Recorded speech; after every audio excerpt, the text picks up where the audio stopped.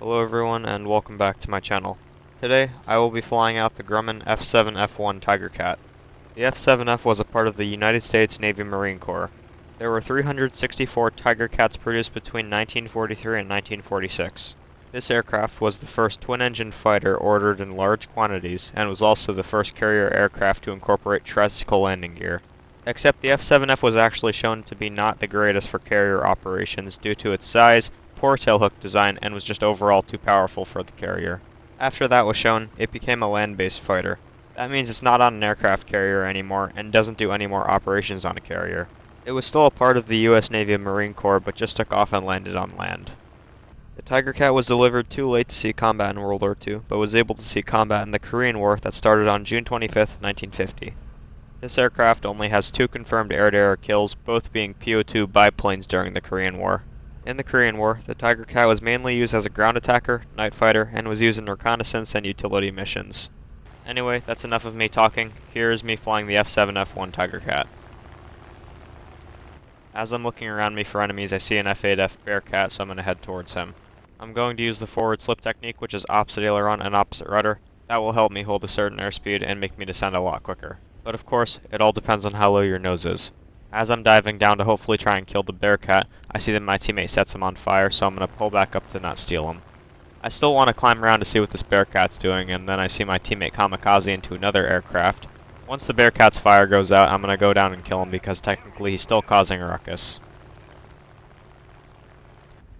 The only time where I would take a kill like this is if their engine's running and they're still flying like that.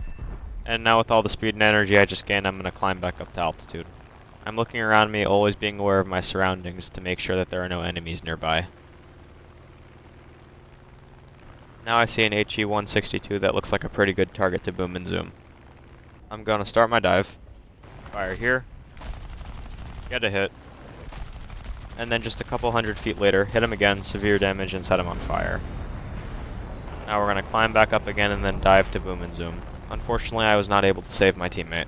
Just as I come around to fire, he crashes and we win the game. I see this Ju-288, so I'm going to try to take him out. I'm going to start firing a little bit earlier.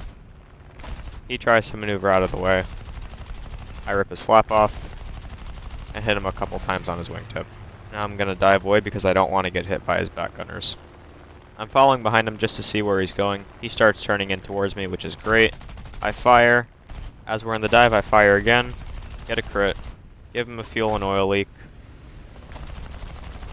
Then I get severe damage and pull away because I know he can't pull up.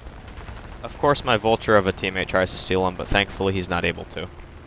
Maybe instead of this guy working so hard to steal my kill, he should work on his aim. And now I see a sea of red below me, so I'm going to dive on them, making sure I'm aware of my surroundings. And do my forward slip, which is opposite aileron and opposite rudder.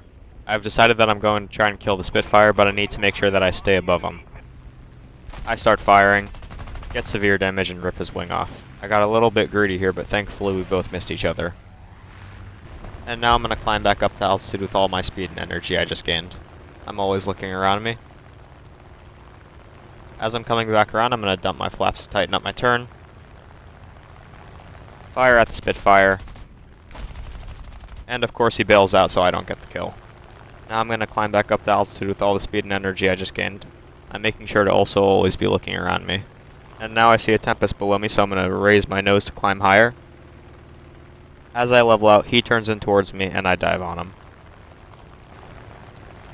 I fire, and I'm able to hit him. Now with all that speed and energy, I'm going to pull back up, and now I get the kill assist. I'm going to head back to the base now. Just like that, I'm on the ground safely. Now that I'm back up in the air again, I know that there's only one aircraft left, and that's an Arado. That's a German bomber. I really don't want to be chasing a jet bomber around the map the whole time, so now I'm just going to ground pound.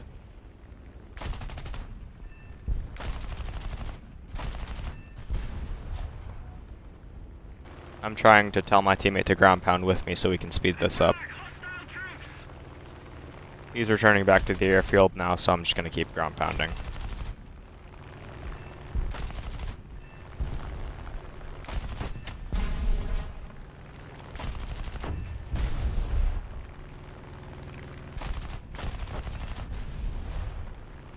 As I'm flying to kill some more artillery, I get hit by what it seems like a modern anti-aircraft gun. I turn the volume up so you can hear it. It literally sounds like an A-10.